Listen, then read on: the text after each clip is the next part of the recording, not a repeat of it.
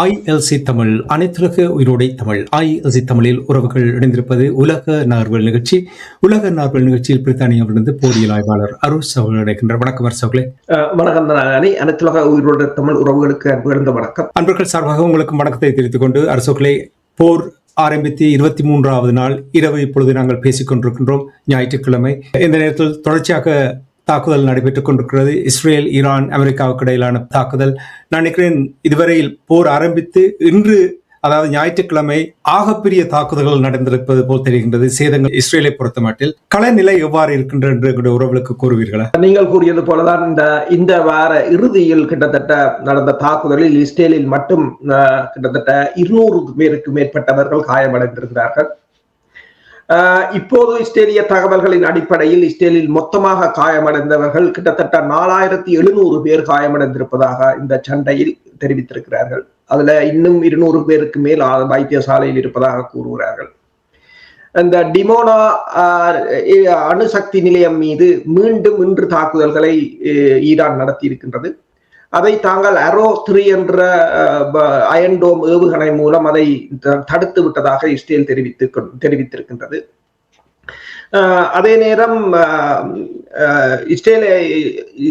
ஈரானை பொறுத்தவரையில் தொடர்ச்சியாக தாக்குதல்களை பிராந்தியத்தில் இருக்கின்ற அமெரிக்க தளங்கள் மீதான தாக்குதல்களை தொடர்ச்சியாக நடத்தி கொண்டுதான் இருக்கின்றது.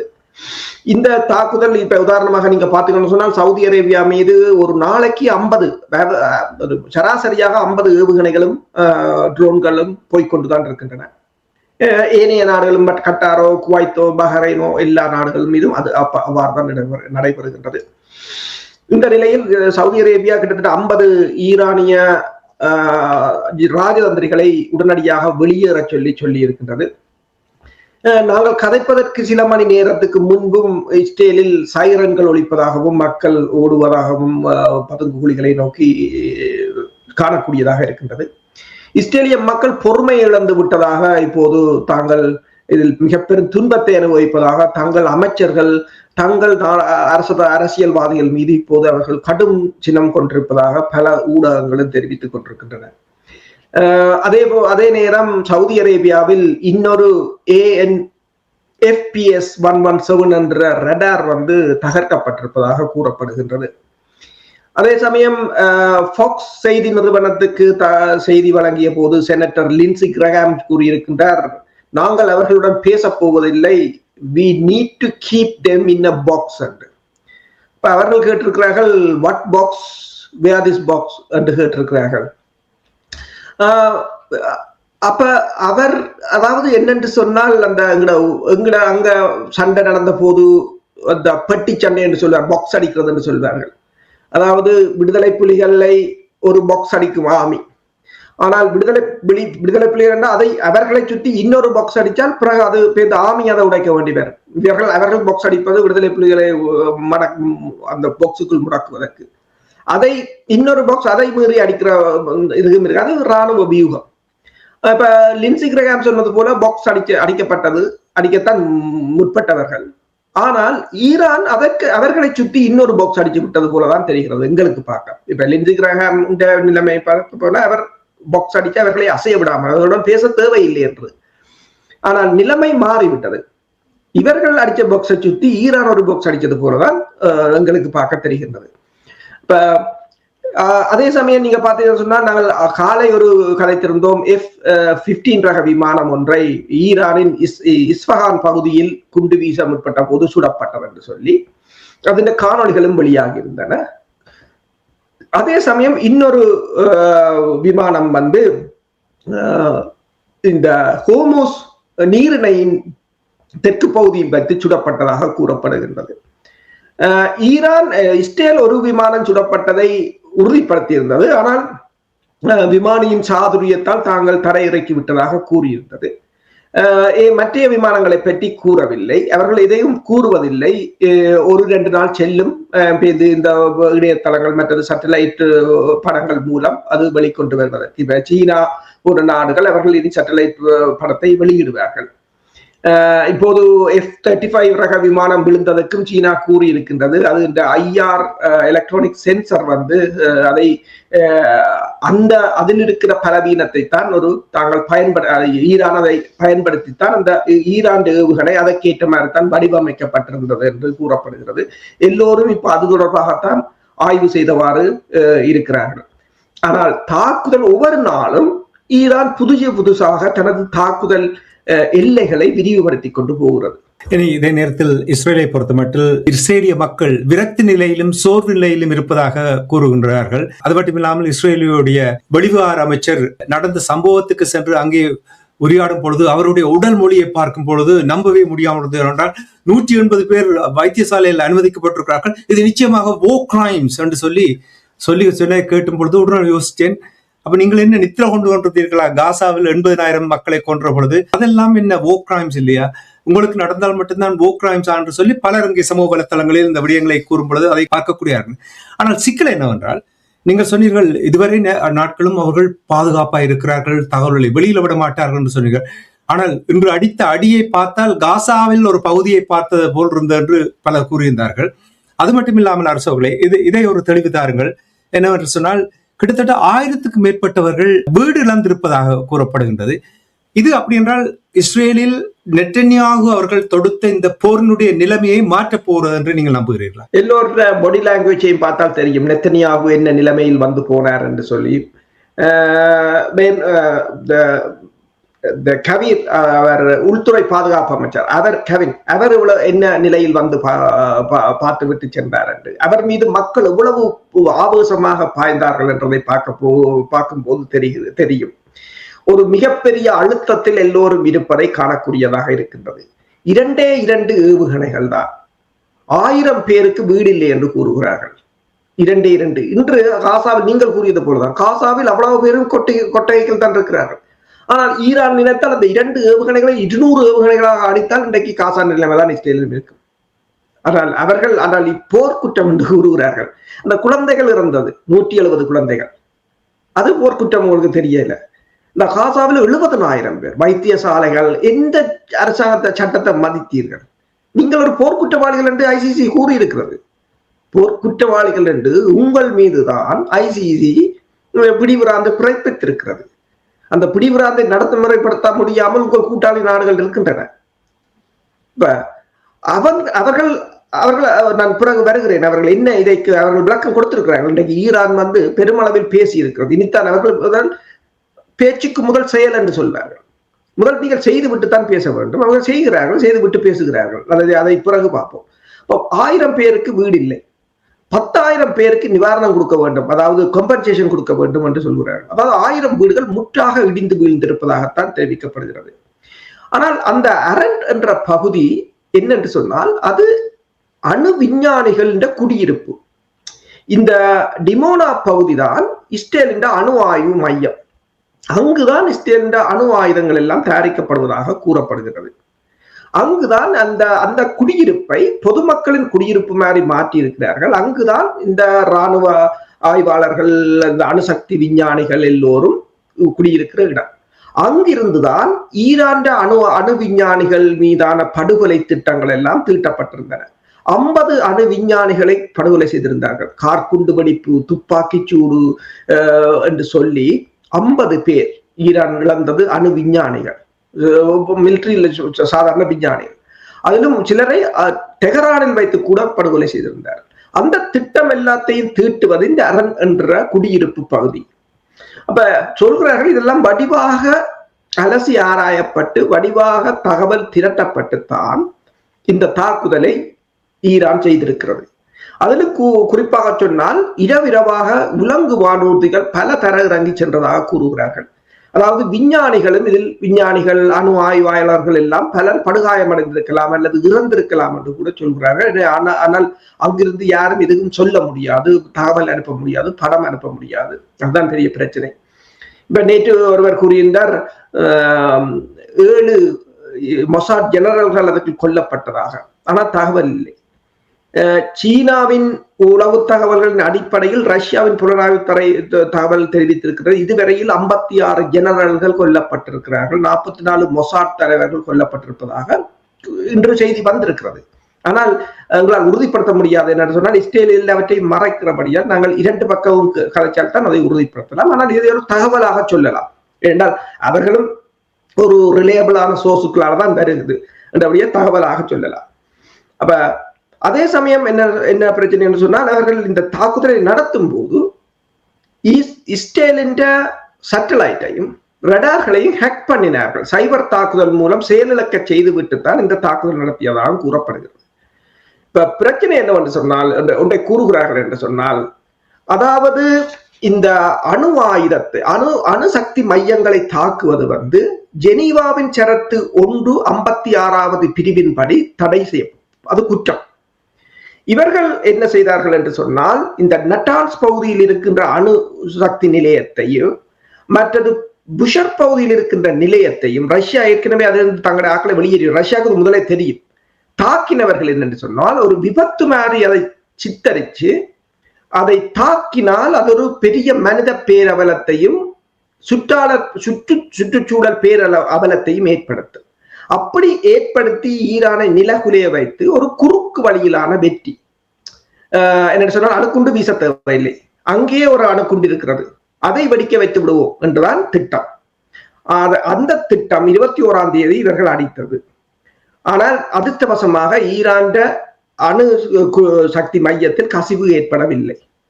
அதற்கு பதிலடியாக ஈரான் அடித்திருக்கிறது. இப்ப பிரச்சனை என்று சொன்னால், ஈரானுக்கு அணுகுண்டு தேவையில்லை, உங்கள்கிட்டயே இருக்கு அணுகுண்டு, அதை வெடிக்க வைப்பதுதான் பிரச்சனை.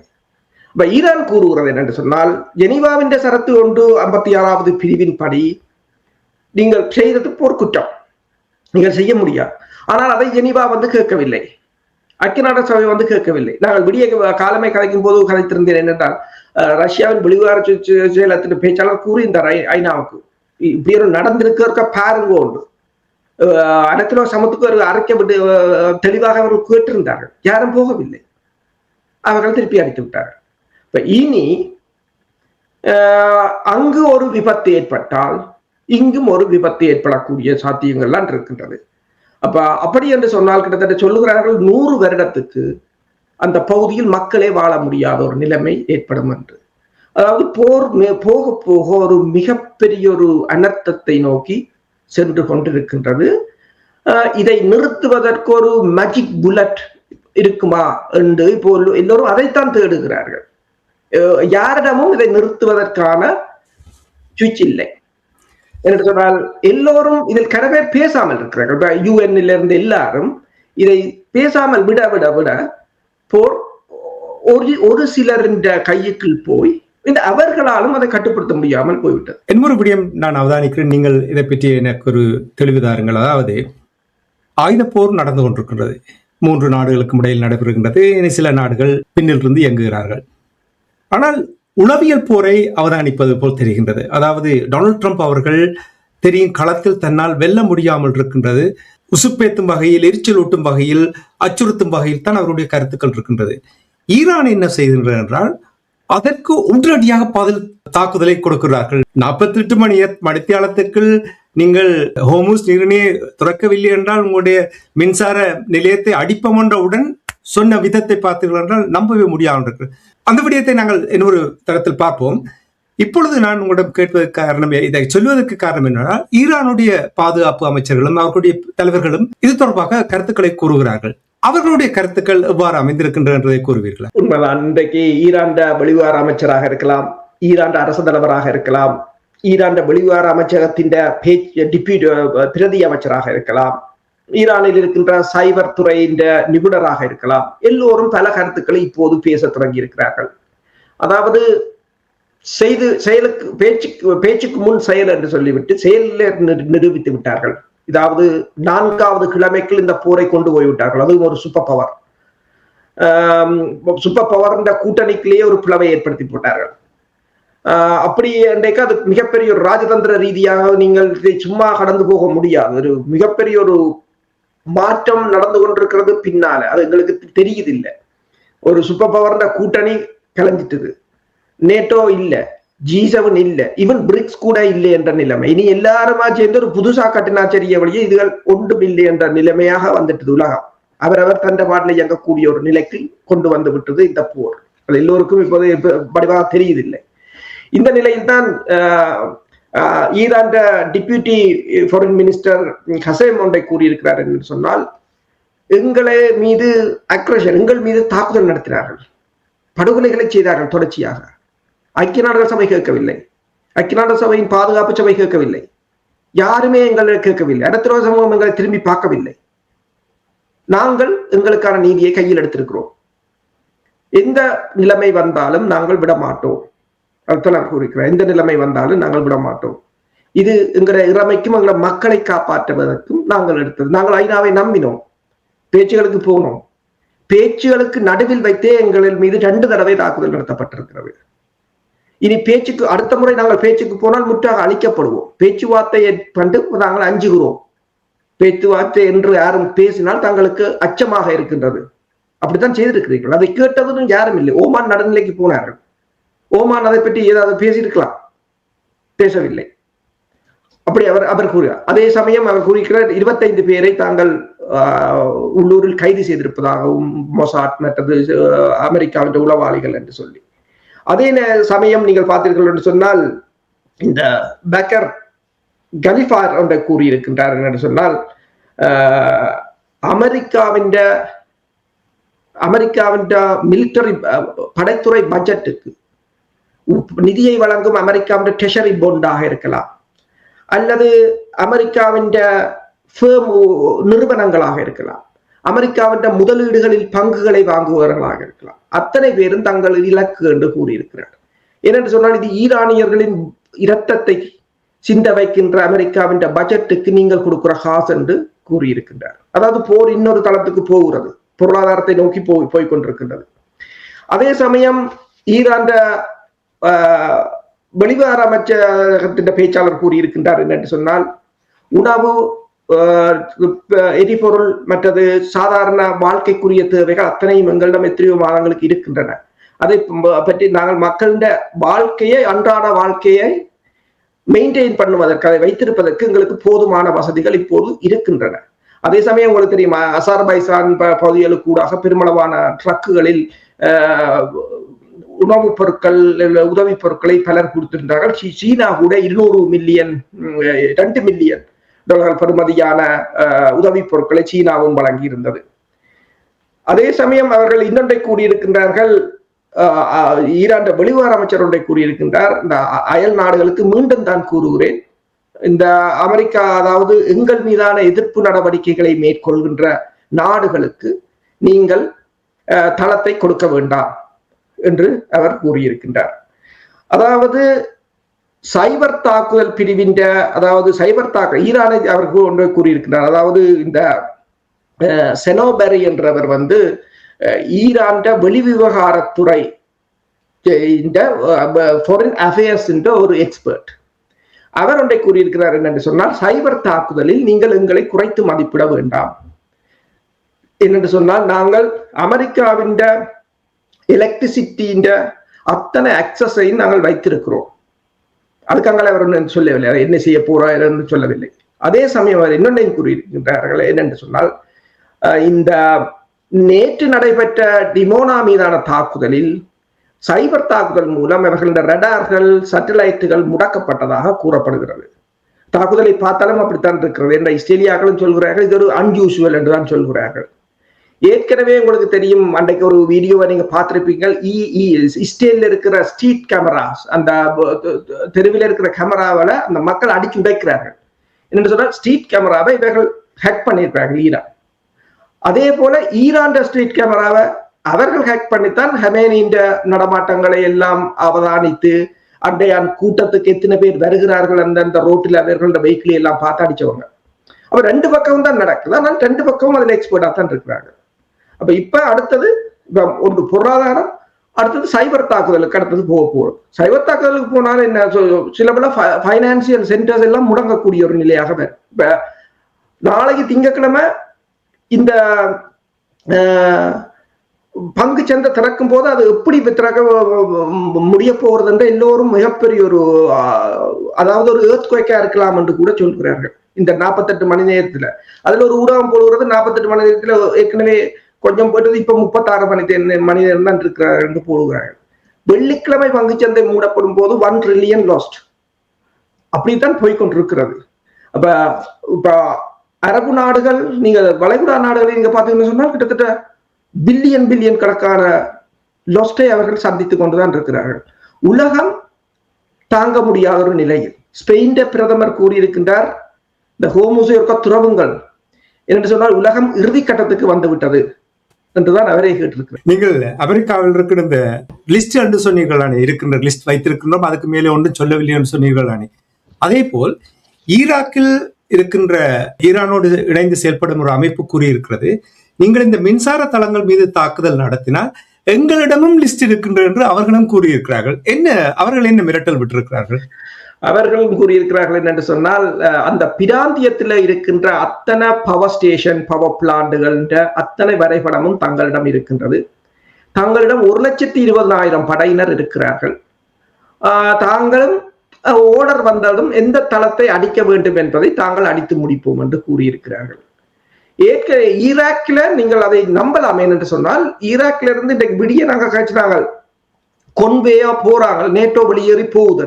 இப்ப பின்னேறம் பார்த்தால் ரொமேனியா படை கிட்டத்தட்ட 110 பேர் அந்த பிளைட்ல ஏறி, அந்த பிளைட்டுக்கு முன்னாடி நின்று அவ்வளவு பேரும் படம் எடுத்திருக்கேன். கடைசியா போறாங்க, ரொமேனியாவும் போகுது, எல்லாரும் வெளியேற்றிட்டாங்க.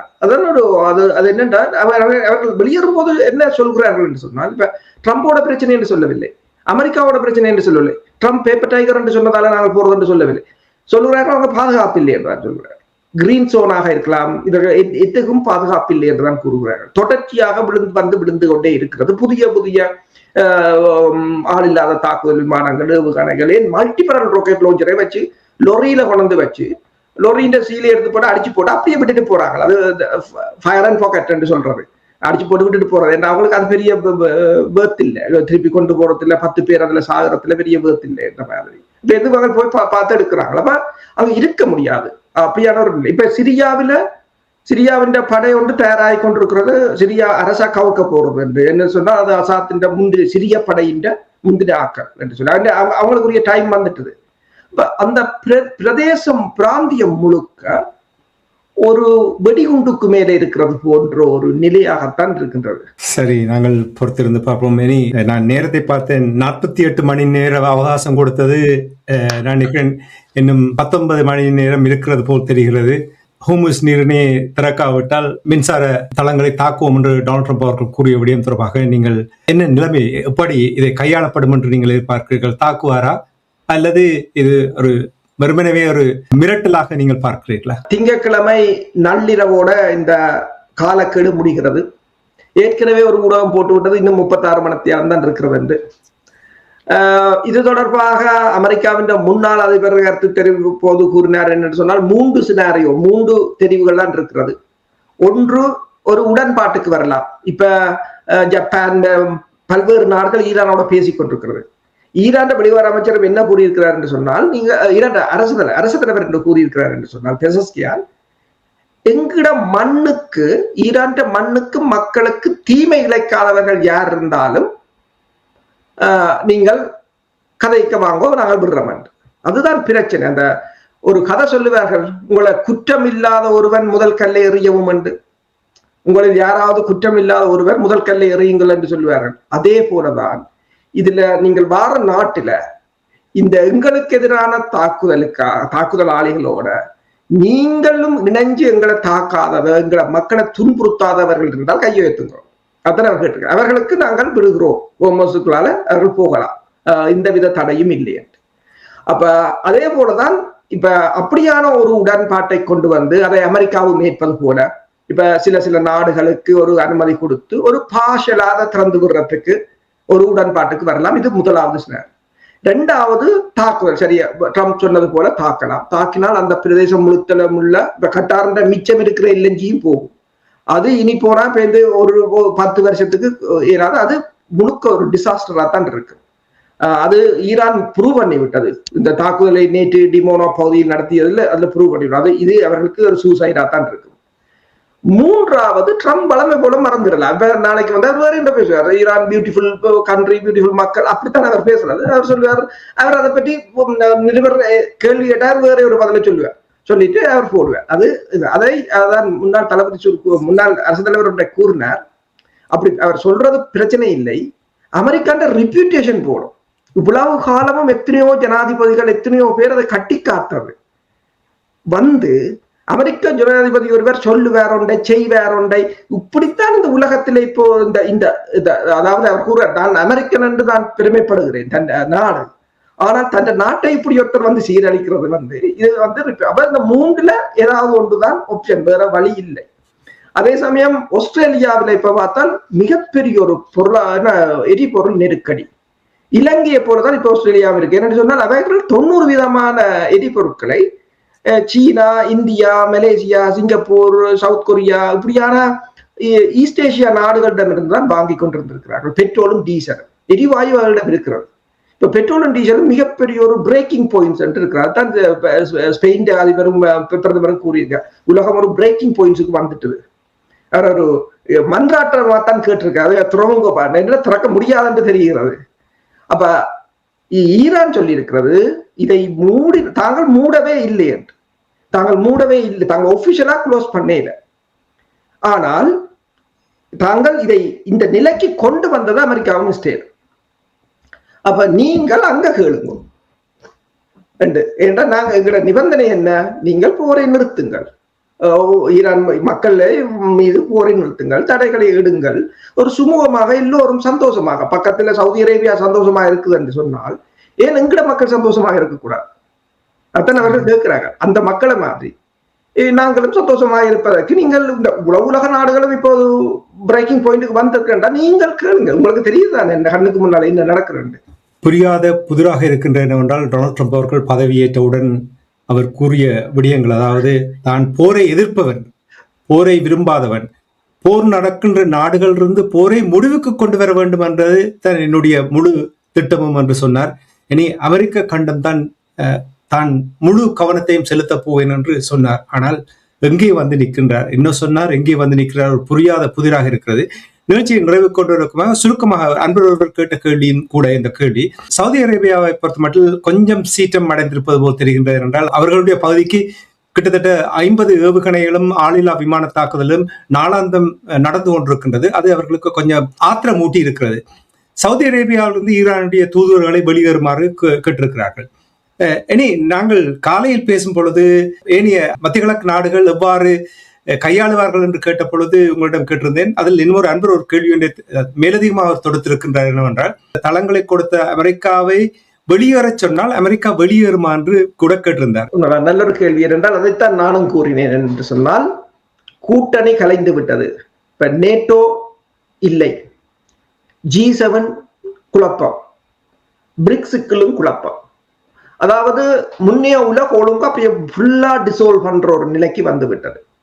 இப்ப திருப்பி ரீஅலைன் பண்ண போது இனி இப்ப இந்த போர்ல ஒன்று யார் வெல்ல போறது? ஈரான் வென்றால் ஈரான் சூப்பர் பவர், அது நீங்கள் ஏற்றுக்கொள்ளவில்லையோ ஈரான் சூப்பர் பவராக இருக்கு. ஈரான் சூப்பர் பவராக அந்த இடத்தில் இருக்குமாக இருந்தால் தளங்கள் இருக்க முடியாது. ஏனென்றால் இந்த தளங்களுக்கு என்ன நடந்ததுன்றதை இந்த 3 கிழமையும் எல்லோரும் பார்த்து கொண்டுதான் இருக்கிறார்கள். இன்றைக்கு ஈராக்ல இருந்து நேட்டோ வெளியேறுகிறது. நேட்டோ வெளியேறும் போது சொன்ன காரணம் என்ன? பாதுகாப்பு இல்லை. அதுதான் காரணம். இந்த மிஷன் முடியவில்லை. அது மிஷன் என்ன? அவர்களாக உருவாக்கி ISISக்கு எதிராக அவர்களே போராடுறது, அதான் மிஷன். அது வேற. அப்ப அது முடியவில்லை, ஆனால் வெளியேறுகிறார்கள். எல்லாரும் படங்கள் எல்லாம் குரூப்பா நின்று போட்டு போய்கொண்டிருக்கிறார். அது ஆரம்பம். இதை பார்க்கும் போதே தெரிகிறது அடுத்தது என்ன நடக்க போறது பார்க்க தெரிகிறது. இது ஒரு முன்னுதாரணம் என்றால் இனி அமெரிக்கா தளங்களை குறைக்கும். ஆனால் உடனடியாக வெளியேறாது விட்டாலும் மெல்ல மெல்ல குறைப்பார்கள். அரபு நாடுகளும் இனி அவர்கள் மீதான நம்பிக்கையை இழக்கும். இந்த போரின் பிறகு அமெரிக்காவின் ஆயுதங்களையோ அல்லது அமெரிக்காவின் பாதுகாப்பையோ அவர்கள் நம்ப போவதில்லை. அயல் நாடுகளுடன் நட்பாக இருக்க வேண்டும் என்ற ஒரு பாடத்தை அவர்கள் கற்றிருக்கிறார்கள். அடுத்தது இதனால் ஏற்பட போகின்ற இழப்புகள் எவ்வளவு என்பதையும் அவர்கள் இப்போது உணர்ந்திருக்கிறார்கள். அப்ப அதுக்கேற்ற மாதிரி அடுத்த ஒரு மாற்றம் அதுக்கேற்ற மாதிரி தான் வரும் என்னும் போது, அதாவது போருக்கு முன்னர் இருந்தது போல அமெரிக்க தளங்களோ அல்லது நேட்டோவோ அங்கு பிரசன்னமாக இருப்பதோ அல்லது அந்த பிரதேசத்தில் ஆளுமை செலுத்துவதோ இயலதாக இருக்கு. உண்மைதான். நீங்கள் அடிக்கடி கூறிக்கொண்டு வந்த அந்த மாறி வருகின்ற உலகம் என்று நீங்கள் அடிக்கடி கூறும் பொழுது, இப்பொழுது மாறிவிட்ட இந்த உலகத்தில் புதிய ஒழுங்குமுறையை இங்கே மெதுமெதுவாக அமைக்கப் போகிறார்கள் என்பதை தெளிவாக காட்டுகிறது நீங்கள் கூறுகின்ற விடயங்களை வைத்து. ஆனால் ஒன்று, நீங்கள் இப்படி சொல்லும் பொழுது கொஞ்சம் கஷ்டமா இருக்கிறேன்டா, அமெரிக்காவுடைய இஸ்ரேலிய தூதுவர் கூறுகிறார் ஈரானை மண்டியிட செய்வோம் என்று கூறியிருக்கிறார். அதையும் ஒருக்கா நாங்கள் என்ன நடக்குது என்று பொறுத்திருந்து பார்ப்போம். நன்றி அரசுகளை. தொடர்ச்சியாக தகவல்களை திரட்டி உயிரோடை தமிழ் உறவுகளுக்கு எடுத்து வருவதற்காக உயிரோடை தமிழ் நண்பர்கள் சார்பாக நன்றியை கூறிக்கொண்டு நாங்கள் மீண்டும் நாளை இணைந்து கொள்வோம். நன்றி, வணக்கம். நன்றி, வணக்கம். எமது பார்வையாளர்களுக்கு வணக்கம். மக்களின் குரலாய் ஓங்கி ஒலிக்கும் இலக்கு மின்னிதழ் மற்றும் உயிரோடை தமிழ் வானொலி ஆகிய இவ்விரு ஊடகங்களும் உங்களைப் போன்ற எமது நேயர்கள் நண்பர்களின் ஆதரவிலேயே இயங்கி வருகின்றன. மிக குறைந்த வளங்களுடன் பல இடர்கள் மற்றும் தடைகளை தாண்டி பயணிக்கும் எமது ஊடகங்களின் பணிகள் மேலும் வளர உங்களால் முடிந்த நிதியுதவியை வழங்கி இன்னும் காத்திரமான செயற்பாடுகளை முன்னெடுக்க உதவுமாறு மிகவும் பணிவன்புடன் வேண்டி நிற்கின்றோம். உங்கள் பங்களிப்பு உங்களின் உரிமை குரலாய் ஓங்கி ஒலிக்கும். நன்றி.